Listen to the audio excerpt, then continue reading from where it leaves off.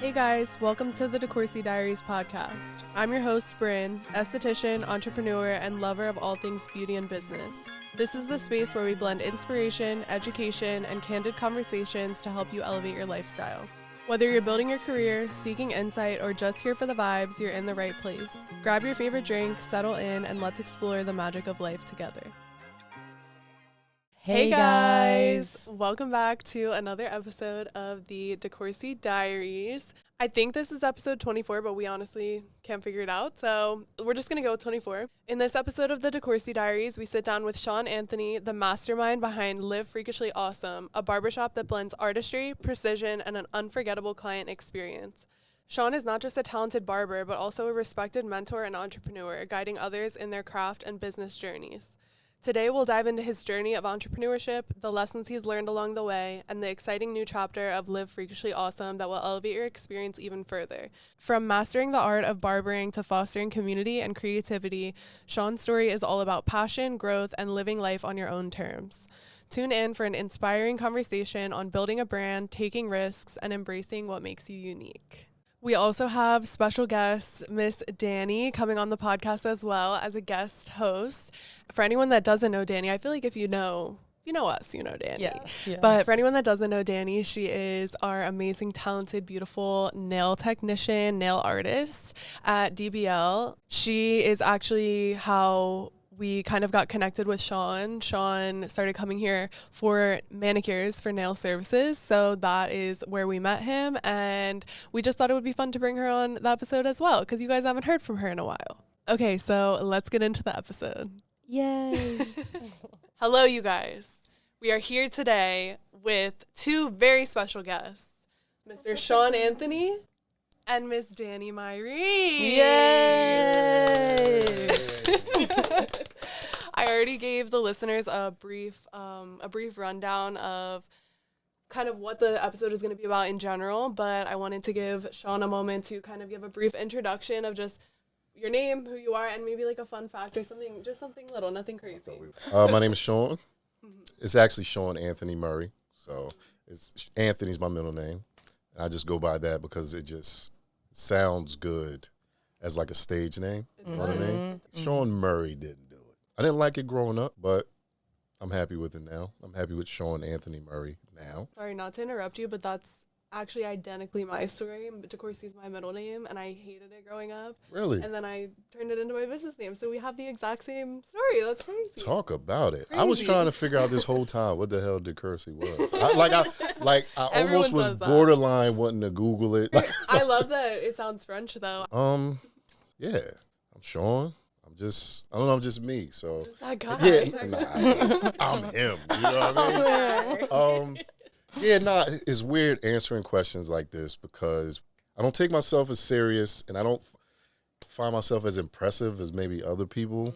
Is little bit of imposter? You're modest. You know about imposter? Is imposter syndrome a good or bad thing? I think it depends on the way you look at it. Yeah, I think it could be either. I think it's like, it's basically when you're in an experience and you're living your life and you don't feel like it should be yours. Like, how did I get here? Like, what did how did this happen? You don't feel like you're comfortable with, you feel like you're living in someone else's life because you don't feel, and it happens a lot with success, and when you do things, it can happen, and it's not necessarily a bad thing, but it does bring a lot of people down for sure. Mine kind of manifests as in like, I'll be like, oh, I have a little business, or like downplaying how successful I actually am is how my imposter syndrome manifests. Yeah, I don't know if that's a women thing, but women do that a lot where they say, oh, how's your little business going? And like they like diminish it, like, and it's not like they're trying to be encouraging, but it's like imposter syndrome because you're like, oh, is it a little business? I thought I was doing good. Is it a little? I guess I look at it like I'm just living this life, so the things that people find so impressive, I'm just like I'm doing it. Is there any element of that where you don't want to feel like you're like bragging? Not bragging, but I do have an issue when it comes to selling myself. You know what I mean? Like, it's like, How do you explain the nuance of who you are? right. I understand, and I actually hate when people ask me the same type of questions, like, tell me about yourself. Like, I hate that, so maybe I should stop asking that. But no, I feel you. Well, it's what we put out. It's what we put out to the public. You know what I mean? We put out these brands.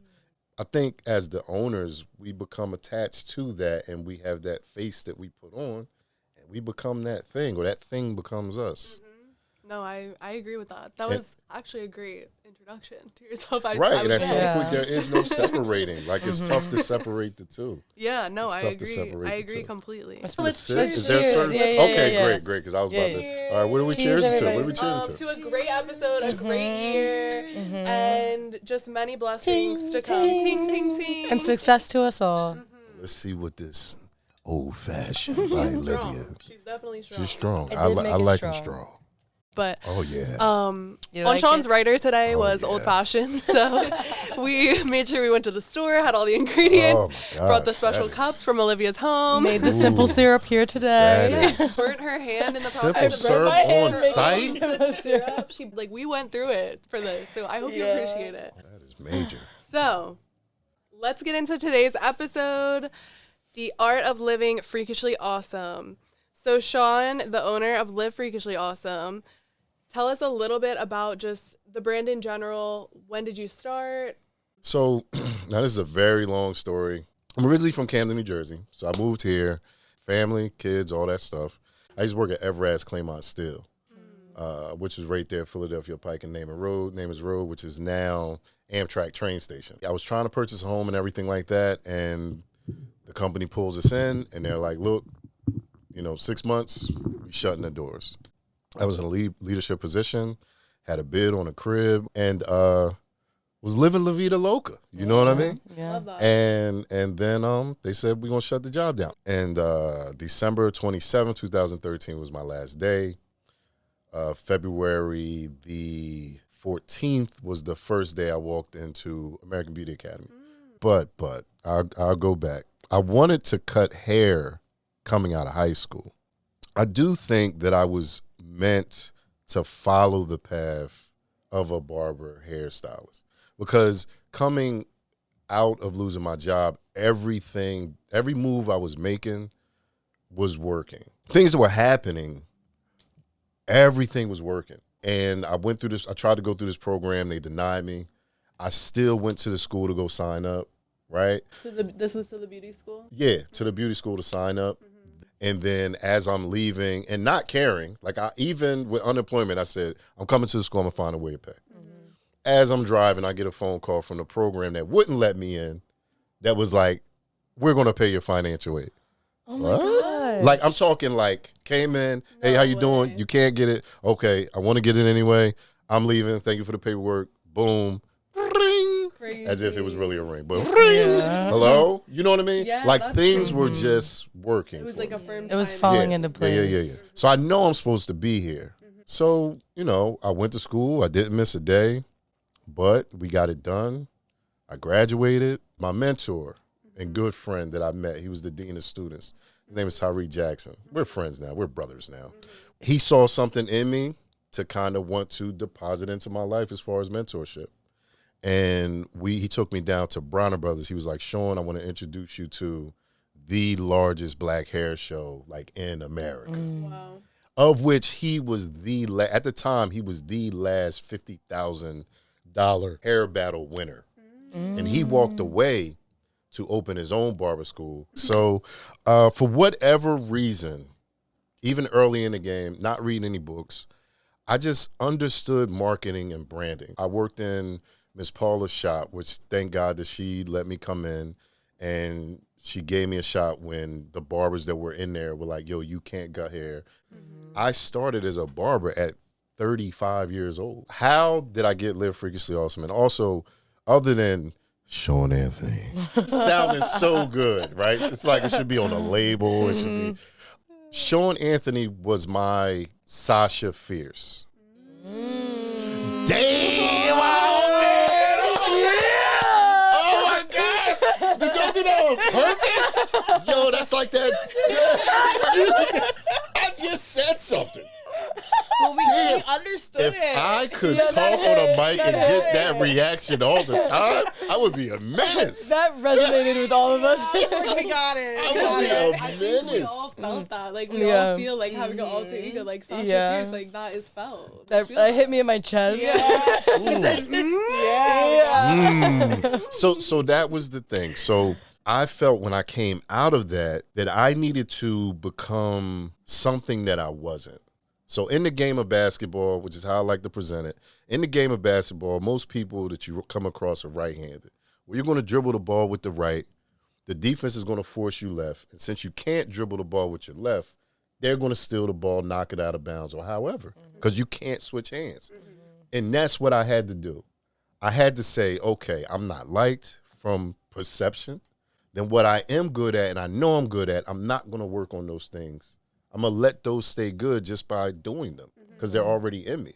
And I'm then going to work on my left hand, which those are things that I'm not good at. That was one of the key moments that like shifted my perspective of just like life in general, was understanding that everything, like not getting super frustrated when things don't go my way, or when one thing doesn't work out that I really wanted to happen, like allowing myself to be upset in the moment, but viewing it as an opportunity for something else. Or if I'm having, you know, those moments in your life where like everything is going wrong in your brain, you're like, I'm dropping stuff, there's clients treating me like shit, like whatever the case may be. It's just like back to back to back things that you're just feeling frustrated about. Yeah. I always think that, and I always say it to people, and I think it's like gets annoying sometimes, but I'm like, this is like the test before your blessing. All the time. There's always going to be those like negative things that if you let it beat you, like you're not going to level up. But if you pursue through it and you like push past it, you're going to be good. You'll get rewarded, you know? I always want to desire the best.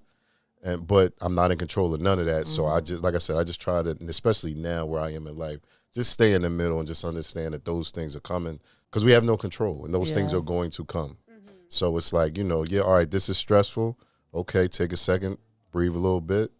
We get through it. It's really not that big of a deal. Like, I'm going to go to sleep at night. I'm going to wake up tomorrow. I'm going to make money again. Yeah. I think that's what a lot of people overlook as well, is that when you're in your path of building your business and trying to find your footing, you only want to succeed. You only want to succeed. And as soon as you fail, like, well, God damn it, why am I doing all this work if nothing's happening? And so many people give up at that point. Like, they just, like, they stop. They're like, okay, I can't. It's too much. I'm not meant to do this. You need to be able to feel your bad feelings in order to get to the good ones. Totally. Yeah. Exactly. And you have to remember the good times. Remember the times where you feel amazing. Be present in that moment. Because a lot of the times all we remember and internalize is, like, the negative times and the hardships of business and the times where people doubted you and whatever. But remember how you felt in the good times, so that when you're going through those bad times, you can remember that and be like, no, but I remember how blessed I felt and like how amazing that client made me feel and blah, blah, blah, those wins. Like, I always try to balance it in that way of like, and also like remembering like why you started. Yeah. Like, there's always like, why did you decide to do it? Me personally, like I just like making my clients feel good. So what inspired the name specifically? Like, Live Freakishly Awesome speaks for itself, but what was that like key moment for you where you were like, that's it, you know? It was a lot of work. I spent some nights up trying to figure it out. For whatever reason, branding and everything, I just understand. So it was okay. From this day forward, how do I want to live? How do I want to be perceived? All right, cool. Of course I want to live. All right, I want to be awesome. And freakish sounds just like me. You know what I mean? Yeah. All right, live freakish awesome. No, that don't freakish.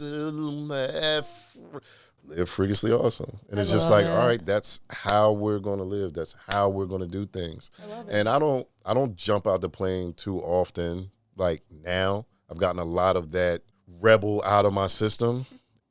I don't know. People seem to do a lot these days, but they seem to do a lot of what other people seem to do. Yes. We touched on that. We touched on that our last episode. We were talking about you adopting someone else's identity and confidence does not make you have an identity or have confidence in turn. Yeah.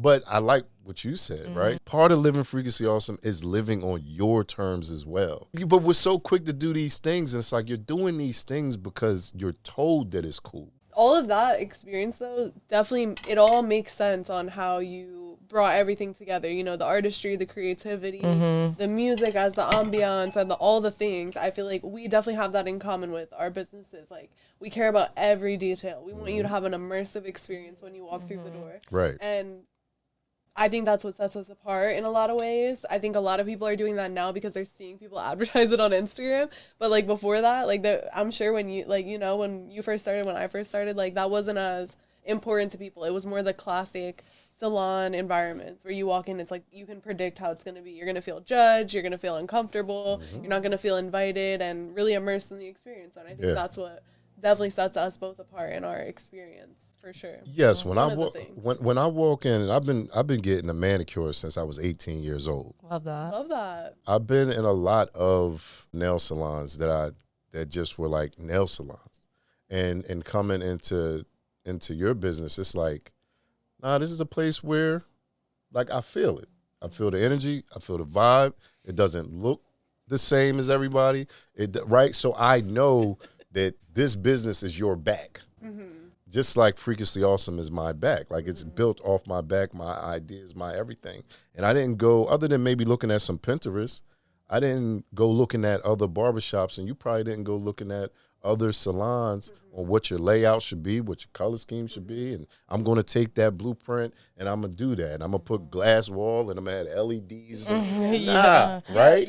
Totally. Right? It's crazy. Sorry not to interrupt you, but it's crazy because I always talk about that of like, I feel like, especially in Delaware, I never had like a leading salon owner mentor, like a woman that really was like helping me do everything that has been experienced, because there was, and this is no disrespect to anyone in the industry, but it was just like, I don't want to be you. I don't want to be a mini you. I want to be me. Like, I want to just figure it out, do all the things I know, get inspo where I need to get inspo, and then just go create my own thing, you know? And at the time, when you're first starting, I think it may be harder to get that initial build because we're not doing it like the commercial way, you know? But like, time goes by and then people really understand and they like see that, you know? Yeah. So I think we win in the end. But Back into Shaun, you officially launched on February 4th, 2020. Is that correct?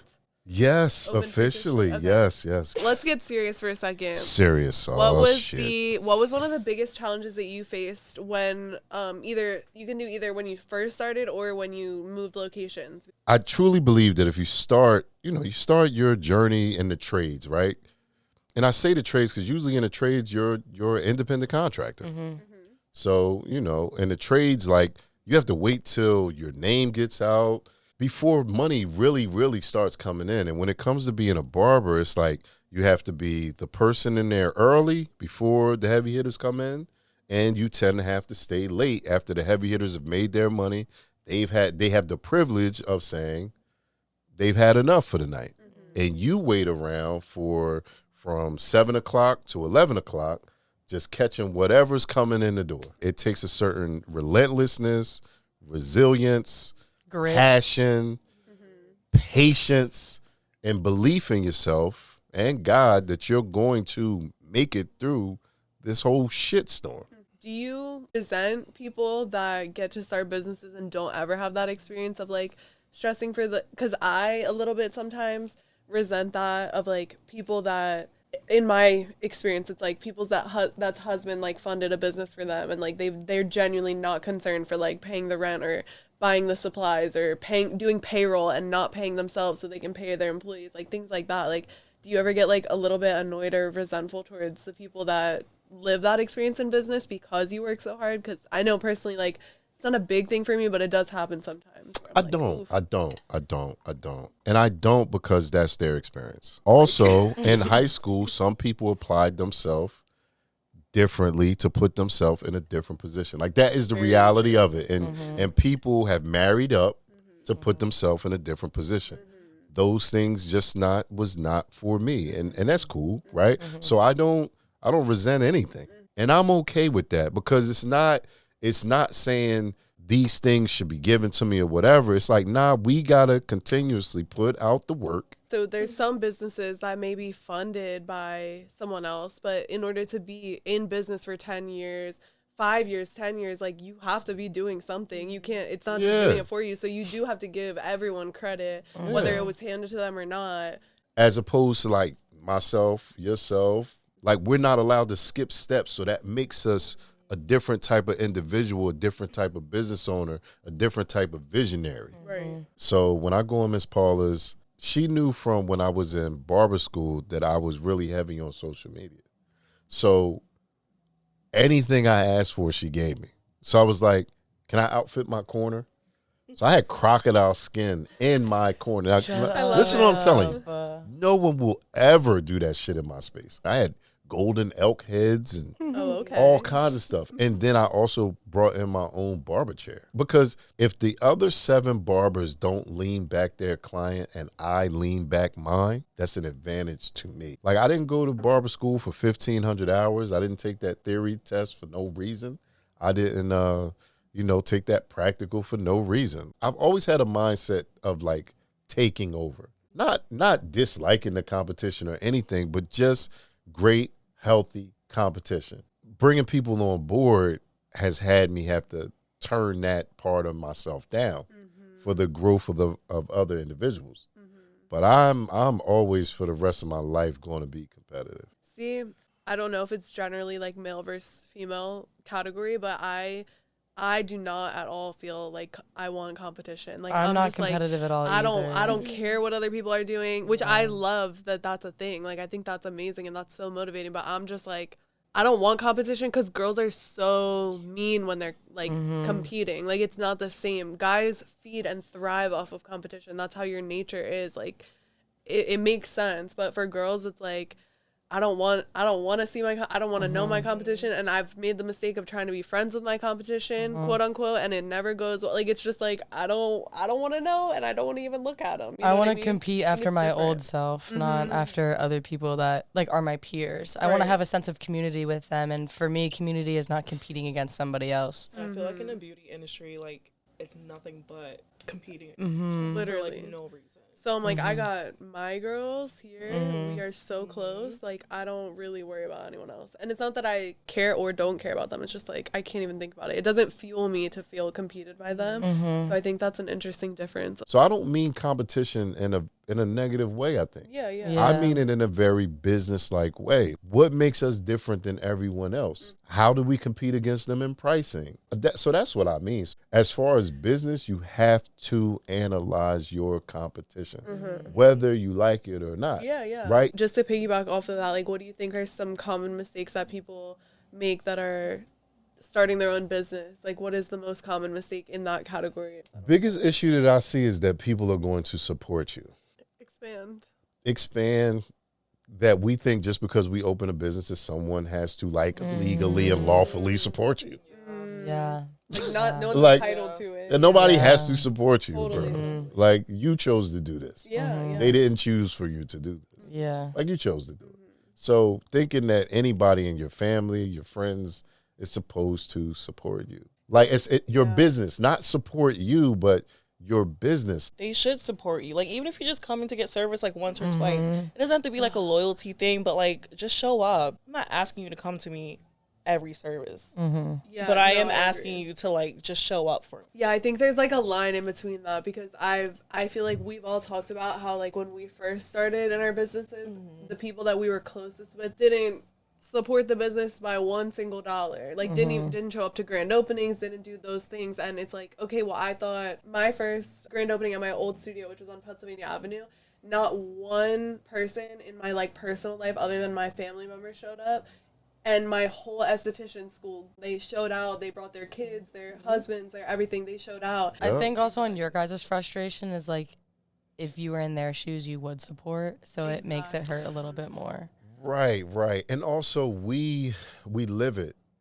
So because we live it, we understand it. A lot of the people that I've encountered that haven't like taken it seriously or anything is because they're strict, out of college, 9 to 5. Like, I feel like at that point, they can't even fathom what it's like to be self-employed and having to build your own business and all the work that goes into it.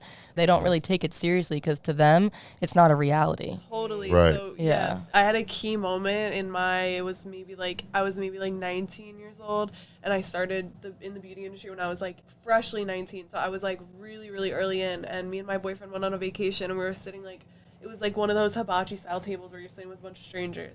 And it was this family. The daughter was talking to me about what we do and whatever, and I was saying I'm an esthetician, and she like looks at her dad and she's like, oh, like my dad always jokes saying like that's not a real job. And I was like, okay, so now my whole career just got diminished in one meeting. Like, it's just like, at that point I was 19, fresh in business, didn't have the confidence at all to stick up for myself and say and fight I was just like upset and got in my head about it, you know.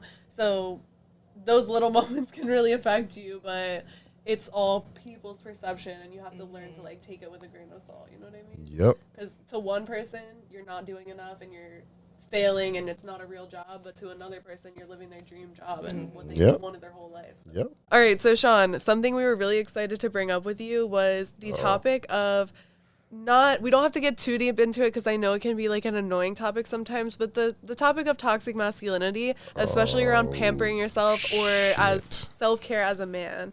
So how do you view masculinity in general and self-care as a whole? Like, how do you view those as a combined entity?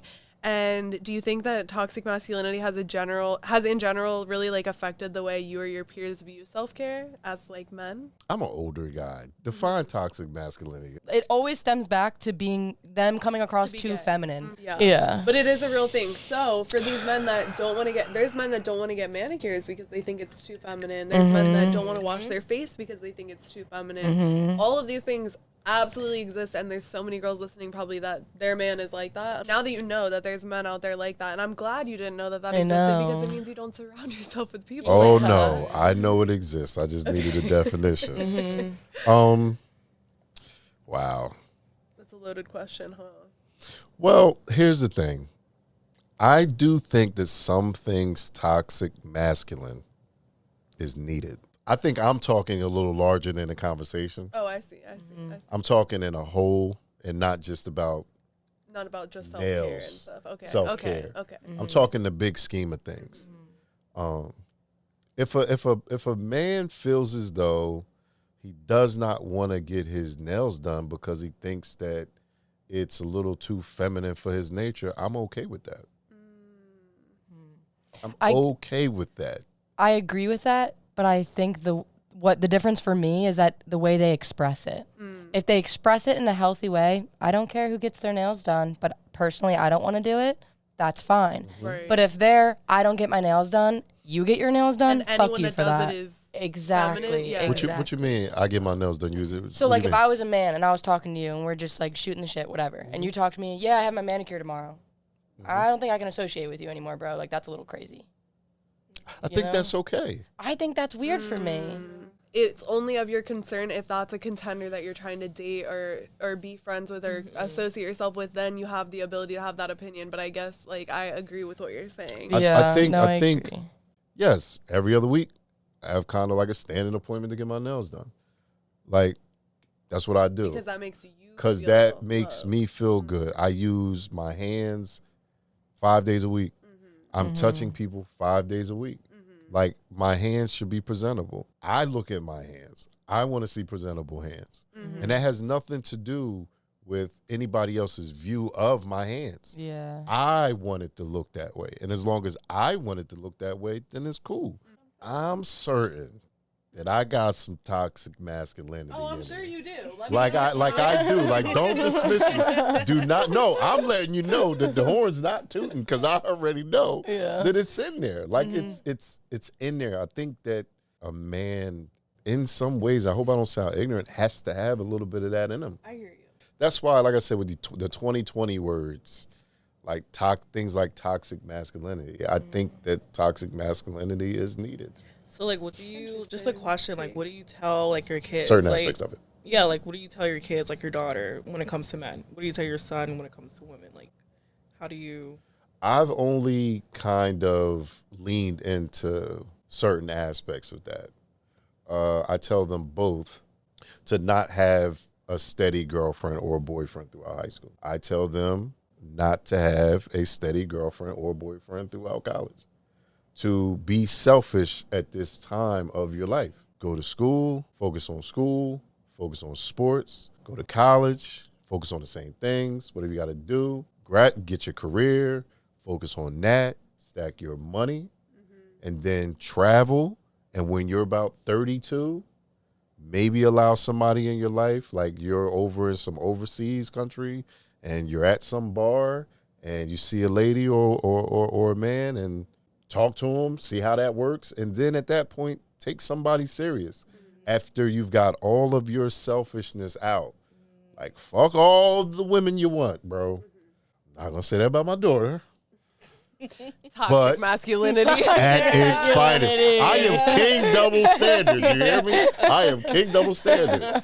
But at the same time, do healthily do what you feel like you need to do. But be selfish. Stack your money. Set yourself up. 32, bring somebody in your life, and then spend the next 5 years being selfish for the both of you. Get all of that out. That way, when you bring a child into the world, now you can be selfish for that child, and there's nothing in your inner fibers that you need to get out, and you can be healthy for that child and your partner because you've got all that shit out. And a lot of times, as I can only speak for black men don't do that. And black women haven't inherently a lot of times either. I got this girl pregnant in high school and college. Now I have to work at fucking Wawa while I struggle to try to graduate college. And then I failed at that. So now I'm going from job to job to job with no career, and I can't really maximize my potential. Then later on in life, now I'm a poor-ass husband. You get resentful. I'm angry with her. I'm angry with the children. Because I'm angry with myself. Exactly. Yeah. I wish everyone was able to kind of break it down like that. Yeah. Have understanding for people. You can't be too toxic of a masculine figure because you're having conversations like this without getting upset defensive, or yeah, at the things we're saying. And I think that is, very helpful. In the shop, that's part of the brand. Like, it's a safe space for you to talk in any way that you need to talk. And you won't be judged at all. Yeah. Now, we're men. So at the beginning, you say some wild shit. You're going to be in the moment. Yeah. In the moment. Yeah. Then it kind of calms down. We come, if it's that serious, it comes down a couple notches. And we really have mature conversation. Yeah. And I mean, again, we serve men and women. So all kinds of sexualities, all the stuff. We serve all the things. So yeah, I'm curious, what if you had to put a number to, I know statistics are hard, but if you had to put like an average number, men versus women, like what's your demographic normally? At one point, my demographic in my book personally was probably 60-40. Oh, wow. Men. That's pretty even. Men, 60%. That's good. Women, 40. Really good. For my book. Now, it's lowered. It's lowered. But I think it's lowered only because women aren't getting their hair cut in that way, I don't think, right now. Yeah. I feel like it's a lot of growing, a lot of locks starting or have already happened. Yeah. Agreed. Protective styles. Yeah. So I don't think that, I still have my clients that are, bad and baldies and bad, whichever way to go. I think that like trend is kind of maybe going away a little bit, even though I do, man, it's something about a woman with a low haircut. It's almost like true beauty. Like you're not blocked by the hair. Like shing shing. Like I think that's a take on femininity and like exploring like what that really means. Yeah. Like, it shows true confidence. Yeah, that amber rose. Like if you can pull that look off, then you are a beautiful woman. Yeah. Like all face. You're top tier. Especially because, like, speaking to the nuance of it, as a woman, and even some men, if you can let go of your hair and remove that from your identity, I feel like that's such a huge thing to do. I will not be doing that. No, I won't Speaking either. of the vanity. Literally. Speaking of toxic masculinity, I watched a TikTok literally last night about this one girl talking about how she shaved her head. And she, like, loved it, and she thought it was, like, this iconic, like, look. And the other girl she was with was like, wait, I shaved my head at a point, too, like, blah, blah, blah. And she was like, yeah, the only, like, negative part about it is, like, when I did shave my head, I was dating a guy, and he told me, like, whenever we, like, were intimate, like, I had to wear a wig because he felt like he was, like, having sex with a man. Like, that's toxic masculinity. That's insane. That's toxic masculinity. That's neurotic. Is that toxic masculinity? Yeah. Yes. What would your argument be? Especially at such like an intimate moment. I don't think that's toxic masculinity. I think that's something inside himself that he clearly hair is an identifier as a woman for him. That's something that he has to deal with. That's not like, you know what I mean? Does he get credit for feeling comfortable enough to have the conversation with Does he like Depends on the context. being on? Yeah, like he bald. Yeah, like, you know what I mean. But I think that that's a thing, right? Every couple of years, there's a new vision of what beauty is on this planet. Remember, it was Kim Kardashian, like. She was the figure of what the beauty on a woman was. You understand what I'm saying? Yeah. Like, so to me, if a man is like, he's like, yo, yeah, baby, I think you're beautiful with that haircut. But then when it becomes intimate, that might be a whole nother stage that he hasn't unlocked for himself. Because maybe he wasn't attracted. He was attracted to her with the hair. And he's not going to say, hey, that bald shit is ugly on you. Yeah. He's not going to say that. But when the intimacy does happen and he feels a little weird about it, I don't think he should be, not saying you are, I don't think he should be condemned for it. Because when we got together, you were this way. And I'm open for you to be, you know, changing and evolving and everything. But hey, listen, you know, with all that evolving, I'm just letting you know how I'm feeling. Like, it's not moving the needle. He a little limp because he's used to something else. That first time that they probably got intimate, that was probably like a world-bending moment for him. He's like, I'm not attracted to her anymore. Why? You know what I mean? Like something's missing. Yeah. And then she feels like she's not good enough. Yeah. Beautiful. So it's like real life example. I used to have locks. I had them before I had locks. Like I was getting them twisted every other week. All that stuff, clean locks, right? And I cut my hair off. And my daughter's like, who is this person? So imagine that guy. Yeah. Like, who is this person? I'm keying on the, you know, of course, like you said, how did he express it? But I'm on the, well, he expressed it. I think this is a good conversation. I know. I think this is like so even and like everything is like so combative. Yeah, like we're all like we can all agree to disagree in certain ways, especially because like some like you're a man, we're a woman, like we're gonna have like natural different opinions, you know. Hey, I get it though. Those are, as you know, as far as like big, you know, talking point questions. I have a couple of rapid fire questions that are more fun, kind of quick I'm here for the choices, rapid stuff like that. Oh. So I'm just gonna go and you respond. So first off, we have, do you have a favorite grooming product that you swear by? Favorite grooming product? Fucking lemons. I knew you were gonna say that. I'm gonna bring some by. Okay. Fucking lemons by Freakishly Awesome is fucking amazing. Okay. I'm telling you, it's fucking amazing. I was asking you about your last appointment. What do you use them for? All over my body. Oh, okay. It's shea butter base. Like a balm or like a lotion? Like a balm. Thick. As long as it's a good fragrance. As far as like my facial, I use Jack Black as far as my facial products. Well, when did you first start getting into fragrance? Like what age were you when you? I was young, like wearing Curve and Fahrenheit. And Polo Sport. Yeah. Issey Miyake, like all of that. You know what I mean? And then I wore one fragrance like forever, Invictus. I wore it forever. And then I don't know, Matt and I, the other barber in my shop, we just started talking about fragrances. And then I just like purchased one. Oh man, yeah. And then another one. It's an addiction. Oh, yeah. Shit. Yes. We're there, listen, right with you, because we are bad. Like we're bad. We bring them in every time we buy one. We all bring it in, and we all. That's smell Matt it, and I too. That's literally what I was gonna say. I said every time Brynn or Danny gets a new fragrance, they bring it in. They're like, guys, put your nose on it. Yeah. Oh Give me a rating. my God. I'm starting to get into like perfume making too. Danny's gonna. Oh yeah, the oils and stuff. Hopefully those perfumes will come with a pedicure. Perhaps. Maybe. Sheesh. Perhaps. Maybe in a hot towel. Guys, go to hype song. I want everyone to answer this one. Like when you're at work, busy day, like what's that song that comes on where you're like, la, la, la, la. Wait till I get my money back. My money right. I am a huge Kanye fan.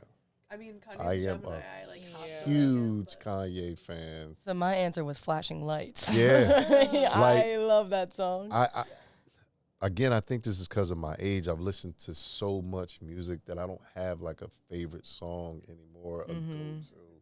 They're more like albums. Like, if I can listen to this whole album without worrying about skipping or anything like that, Yeah, can we change the That's question? it. Can that be? That's it. Straight through album. Yeah. Kanye, like Homecoming, Graduation. 808s and Heartbreaks. Late Registration, Graduation, 808 Heartbreaks, Yeezy, like three quarters of the catalog, and then I'm a huge fan of Kendrick. Huge fan of Kendrick. So for real, a lot of his stuff, like straight through. I used to like really love Nas's music. Then he had like a dark period, but everything he's come out since 2020, like his little 7-song albums and stuff, Magic and all of that, I love that. I love Anderson .Paak. It's just like kind of like albums, like Bruno Mars 24 Karat. What had me fucking dancing? Justin Timberlake, early Justin Timberlake. Yeah. Yo. Yo. Till he came out with that Mountain Man shit. Yeah. I was like, yo. You know how many times I walk home to Rock Your Body? Oh, man. Yo. Iconic. And I think everyone collectively likes Justin Timberlake. Like, there's not one person in the world who likes Justin Timberlake. Yeah. He's just a likable guy. Yeah. 100%. Danny, what's an album for you? No skip. No skip. I'm going to go with, only because I'm obsessed with him, is Party Next Door. Damn, I don't know the name. No, Olivia, exactly. you can answer while she's okay. looking. One is Tyler the Creator, Igor. I forgot Tyler. For 6 years running now, Tyler the Creator has been my number one artist on Spotify. I am absolutely obsessed with him. Me too. Igor is my number one album. He gets his rewards and everything, but he still looked over like, and you know, over the summer it was a obsession with Drake and Kendrick and Cole and all that, and I'm like, no. As much as I like Cole, y'all need to put Tyler in there. Like, Tyler's music is crazy. So good. But I think personally, you can feel a different type of way, but I feel like Tyler gets overlooked because of toxic masculinity. Because Tyler is bisexual and openly just he's himself. I think a lot of guys don't want to say they listen to Tyler the Creator. I 100% agree. Now I'm gonna lean into my toxic masculinity. I don't know if he's playing the game or he really is. Yeah. Like, that's the thing. I've heard that's that comment the so part that I many don't times. understand. Yeah. It's just like Jaden Smith. It's like, bro, are you just playing? Yeah. Like, it sounds like you're just playing. But with Tyler, when it's time to get down lyrically, he gets busy. Like the don't call me if you're lost or whatever. Yeah. What? Yeah. Like, you need to give me different levels of life. Like, Drake, you've been around for so long. You're still talking about the same stuff. Yeah. You're still getting on your albums just and you're talking bad copy-paste. about certain women. Yeah. You don't offer me, like, we talk about social media, right? It's to educate, entertain, inform, whatever the next thing is. Yeah. Like, you don't do any of that. Like, you're not pushing growth or anything. You have a platform, aren't you? Using it? Like what are we doing here? You're holding people hostage. And that's why I appreciate people like Kendrick, and I appreciate like Tyler and Kanye, because in the moment, a lot of them people, especially with Kanye, like, dude, what the fuck are you talking about? Yeah. 5 years later, that motherfucker's a genius. You understand what I'm saying? Like, I love that. Yeah. They get Weird. misread or they say things that, you know, don't come across in the way that they want them to, and that I understand that.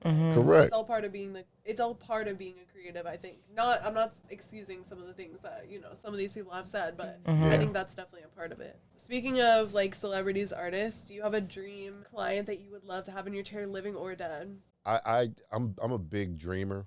I put a lot on dreams, like sleep dreams, and I had this dream. It was about three months after I opened the Tatnall Street location, and I had this dream that I was going to close that location. In this dream, the shop that I opened up had high ceilings, bunch of art, bunch of all this stuff. But I woke up feeling heartbroken. Like, why am I going to close that? Right? Part of that dream also was like Swiss Beats walked in, Kanye walked in, whatever this new spot is, they walked in. And I think that's going to happen. I've never been the barber to go trying to cut the celebrities. I never wanted to be that, because if I'm going to cut someone from the 76ers, unless he's like a tenured guy, a Joel Embiid or somebody like that, they're going to get traded. And then I'm always going to be on that hamster wheel of trying to get that person and trying to get that person, trying to get that person. And I never wanted to be that. I understood that I wanted to cut affluential people, just regular folk, whether it's lawyers, doctors, whether you work at Foot Locker, whatever. That's really all I wanted to cut. And I just wanted to make a living off of that. But I do think at some point these things are coming. Like right now, I do cut an NBA player. I do. And we're like, it's becoming a great relationship, and it's seeming like there is a pathway. You know what I mean? But I'm not forcing it. You never know who's going to come through your door. You never know the opportunity. I would love for it to happen. I would love for something like that to happen. I would do something like that. But I'm not going to be in somebody's DM and all of that and everything like that. I would love for it to happen. Biggest pet peeve as a barber? Like as far as with clients? I would do clients, Just moving. Not sitting still. You know what I mean? Yeah, like, you know, that's really it. I don't know. I can't really think of anything. My clients are pretty much well behaved at this point. As they should be. Now, I do have a story. Oh, because that was one of my questions. So tell me. Okay. Tell me a story. So I've only told 2 people that they can't come back. One person couldn't come back because he was like late. Yo, fuck out of here. Don't never come back. I ain't got time for this. The other one, I'm cutting because I went from working in a barbershop to then working in a suite and then opening Tatnall Street. And when he initially sat down in my chair, he like flopped in my chair. A couple screws came. And I said, bro, like you don't, please don't flop in my chair like that. That was crazy. And he didn't even acknowledge me. So then I'm cutting him, and for whatever reason, he had to get up again. And when he sat down, he did the shit again. That would piss me off. Because you know he's deliberately doing it. And I at this said, point. bro, you don't have to jump in my seat like that. Don't do that. He did it again. You gotta go. Get out. You gotta go. Just get out. It took everything for me not to strangle this joker. Now, mind you, we're in my suite, all of this. It took everything. He left. I sent him a text that evening. No, I sent him a text the next morning because I told myself if it bothered me when I woke up, then he's got to go. That's a good thing. The next morning, it bothered me. Yo, I asked you to do this. You did. You boom, boom, boom, boom. You're not welcome. You're blocked. No coming back. He still tried to book, and then he also came to apologize. You know what I mean? Now, I had to purchase a new chair because, yes, it was broken. Like, it was broken. That is crazy. So, it couldn't lean back anymore. Crazy. And I couldn't figure out.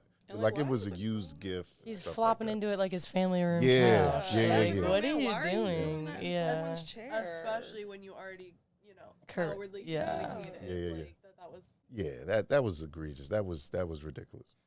It's funny. He came back and would ask him to like get back in. And I was like, I'm cutting right now, so I had time to talk. He's like, come on, man. I said, well, you could wait out there. I'll talk to you after I'm done. So we go out back. And we went out back because I was prepared. For a little 1-2. I'm not gonna lie to you. Yeah, you were ready. But I talked to him however I need. I've learned that I'm pretty good at verbal jiu-jitsu. And so we out there talking or whatever. And he's like, yeah, man, my girl, she said I need a haircut. I said, you won't let me book. She asked me why. I told her. And she said, why the fuck did you do that to him? Right. I said, well, Why did you do that? why to did you him? do that? Right. Like, and at this point, it doesn't matter why, because I asked you twice not to do anything again. But fast forwarding, I guess right now my pet peeve is when someone calls up the shop and it's like, hey, I'm 5 minutes away. Can I get in? And I'm like, I don't know them or anybody. It's just somebody went on Google. And I'm like, well, we aren't exclusively just appointment only. You could choose to walk in, but I'm not going to tell you to come in because we have appointments right now or whatever. I would rather you book. through the same, you know, where you got our number from. Through the system Yeah, that yeah. I put in place. Yeah, exactly. Yeah. And it's right. And it's like, oh, well, I can't come in 5. I said, if I told you to come in 5 minutes, that would actually be an appointment. Yeah, totally. That would be an appointment. That doesn't make And I'm telling you, I'm not giving you an appointment. Yeah. Because if you really want an appointment, you'll go online and you'll pay 50%. Exactly. So you telling me you know what, sir? Have a great day. Yeah. You know what I mean? And that's the thing is there's accessible salons that you can walk in. And we're not trying to take that from you. We're not trying to say that's bad. We're not trying to nothing, but that's not how we operate. Yeah. And you can't get mad at me for being that way. We get people that will catch like attitudes with us that when they try to walk in and get an appointment, they're like, what, you can't like fit a brow wax right now? I'm like, no, I actually can't. Like, you know, and so I get that completely. Yeah. I think it's a little entitled, you know. Very much so. And it's using our booking system as a way of actually like blocking, like stiff arming people who like just don't fit the mold for us. The demographic. Yeah, just like, you know. Yeah. If you don't understand convenience, so like you think that your time is king, and like we don't want to deal with you because we're not a quick cuts. Yeah. Like, we don't need to be doing this. You go around over there, but you don't want to go there because you've gone there and they fucked your shit all up. Right? And they taking weed breaks and cooking cocaine, cooking crack in the microwave in the back. That's why you don't want to go there. Got it. Well, guess what, bucko? If you want to come here, bucko, you got to book. And there's been, and to that credit, there's been people who have booked and be like, man, I'm glad that I booked. And keep coming back. Yeah. So just, you know what I mean? Just take your shoes off when you're coming out. Yes. You know what I mean? This is how we run this business. I agree completely. I think that's such a good way to put it. Like, the reason that we have the systems that we have in place and the experience that we have in place is so that you have that experience. Yep. You know, that's all a part of it. That's Yep. all curated. So, last quick question is, what is one thing that people don't realize about owning let's umbrella it to like a beauty service business, not like entrepreneur in general, but what is one thing that you think people don't realize about owning a barbershop, salon? That when they go into barbershops, they're not being serviced by a licensed individual. It's rampant. So many people That's crazy. It's rampant. That's crazy. It's rampant. That is crazy. Yeah, that's insane. Rampant. The opposite for beauty. Like, if you're an esthetician or a nail tech or a hair, like, people don't play about that. They'll call the boards on you quick. Because you respect the craft and it hasn't been looked at as a hustle. You know what I mean? I don't know why I've been thinking about this way for 2 weeks. Rap used to be part of hip hop. Then it came a point where hip hop was a part of rap culture. Barbering has become a part of street hustle culture. So you have barbering, and in some aspects, street hustle culture was a part of barbering. Now barbering is a part of street hustle culture. So the game of the barber industry is not really respected anymore. That's a shame. I know. Like, it's an art. It's a skill. It's a craft. Right, when we hair shows, expos, esthetician expo, you have to show your license to get in. Barber shows, they just let everybody in. They let everybody be a part of the culture. That devalues the culture. That means the education ain't shit.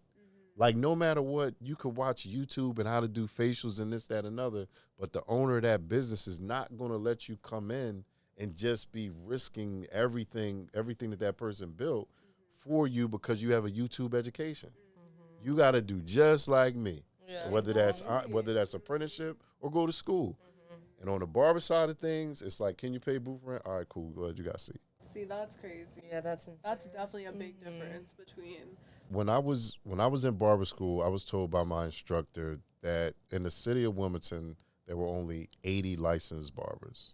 I didn't really understand the grasp of it until I wanted to open a shop. A lot of the shopping centers, right? Most of those shopping centers were owned by people that were not barbers that just allowed people that could pay booth rent come in. So now me as a licensed barber, you're taking a real estate that I should actually have access to. and you're housing people who should not be making money on this situation. Which is also oversaturating the market and making, And right. So when the haircut prices need to come up, it's tough to have those hair prices come up when my competition is uneducated, unlicensed people. Doing it for cheap and doing it for the price that the people, you know. And undercut it. And doing it for the price that the public is dictating what they want to pay, as opposed to understanding your worth. The test, the practical, and the theory. You understand what I'm saying? And further education, whether that's business or whatever. I've noticed when I went to Schilling Douglas, because I think that's when they started like the barbering course at the school, was they were mixed in with the cosmetology students. But it was only like, I think I saw maybe like 2 to 3 women in the barbering section and all women in the cosmetology section. So I'm like curious to just know why they wouldn't put like barbering and cosmetology together instead of like separate courses, because you're still dealing with like people's skin, you're still dealing with people's hair. Why separate it? In Jersey, it's just a cosmetology license. Yeah. I think that's like that's standard. That was normal. In PA, there's cosmetology and there's barbering. In Delaware, it's cosmetology, barbering, and master barber. There's master barber. So I'm a master barber. So what is it? Hours put in? What? All 1,500 for all 3. Okay. The difference with the cosmetology versus regular barber can only touch the clippers. No chemical services. You can only cut hair and shampoo. That's it.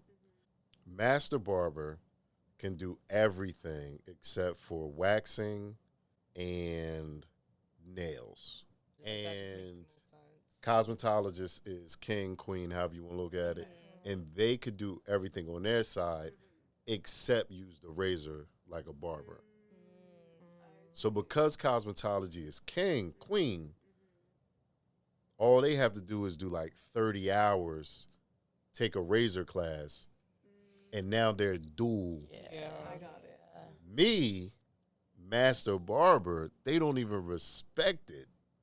They don't even respect it enough to say, okay, you can go and take classes on waxing and nails, and now you could be dual. I don't get that. Yeah, like it doesn't I make hate sense. that, and that's what I was arguing with them. That's what because when I wanted to, so many people were like, yo, you should open your own school. You should this, that, and another. Well, guess what? I would have to go back to for me. For me, I would have to go back because there are no barber schools. So I would have to go back to school 1,500 hours for cosmetology to then go for my educator license. And I've looked, all the schedules for me to do that will kill the business that I have. Exactly. It's physically impossible. So what the fuck? You know what I mean? That's really frustrating. So I kind of have put that so far until this conversation. It's a hard fight to fight because I've had a few things with like the state board where I've wanted to like really like make a stand and be like super passionate about something that I feel like they're not doing correctly or it's out of date or whatever, and it's such an exhausting experience. Very. Dealing with them. Yeah, everyone's getting hurt because it's like, all right, well, I don't need to go to school. I'm just going to go get the money.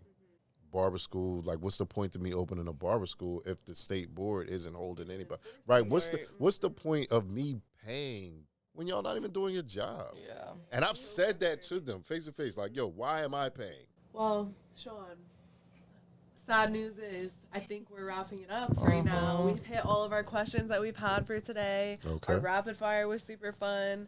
So for anyone listening, how can they find you? How can they follow your journey, get involved? Like, shout yourself out real quick. Shaun Anthony with a U, ShaunAnthony _ on Instagram. Freakishly Awesome by Shaun Anthony. Our website is actually our address. So it's 5 East, EAST, the number 4, TH.com, which will then send you to livefreakishlyawesome.com. But yeah, that's how you can find me. I don't know what else I have going on. I'm not in concert. Oh, well, come check us out. Perfect. I have to say I did give your website a browse before writing my notes for this episode. And your video that you have on your front page, it Like all thank you guys, like lights, music, you're vibing. Like I love it. If anyone's listening, go check out his website. Oh, For sure. shit. Thank For you. sure. Thank you. Thank you. Thank you. Thank you. Of course, of course. So we like to end all of our podcast episodes with pulling. We have an affirmation deck, Okay. which just has some really nice affirming words in here. I'm gonna shuffle it, let everyone pick a card, and then we'll all just read them. It's just something for us and our listeners to leave with and make them feel good. You know. All right. I'll go first. My card today is I stand confident in the face of the unknown. Okay. Danny? Mine is I have a unique gift to share with the world. Oh my God. Stop. Mine is I do not have to prove myself to anyone but myself. Talk about it. And mine is I am the creator of my own story. Live freakishly awesome, am I right, guys? The art of living freakishly awesome, you guys. Thank you so much for tuning in. We love you so much, and we appreciate you for spending this time with us. This episode will probably be a bit of a longer one, so I hope you guys enjoyed the indulgement of this episode. I hope you guys enjoyed Shaun. Shaun, do you have any final words? Shaun or Danny, do you have any final words too? No, thank you for having me. And I'll be back whenever you want me back. You're welcome. This is some cool shit to do. And Olivia. I'll be here Talk next about time. it. Don't worry. You You'll know be where here to next find me. Mobile Fashions was nice. That was a good old fashioned. Just don't hurt yourself next Thank you. time. Thank you you. know? I won't. Thank you. It was user error, appreciate 100%. It was just battle scars. It's okay. It happens. Builds character. It's fine. It builds character. All right, guys. Well, thank you for listening. We appreciate you, and we will see you guys next time. See you next time. Bye. Yay! That's it for today's episode of the DeCourcy Diaries. Thank you so much for hanging out with me today. Don't forget to follow the pod, share it with someone who needs a little inspo, and find more about us on our Linktree page. Find us on socials at DeCourcy Beauty, at DeCourcy Beauty Lounge, and at the DeCourcy Diaries. Until next time, stay confident, stay glowing, and keep chasing your dreams.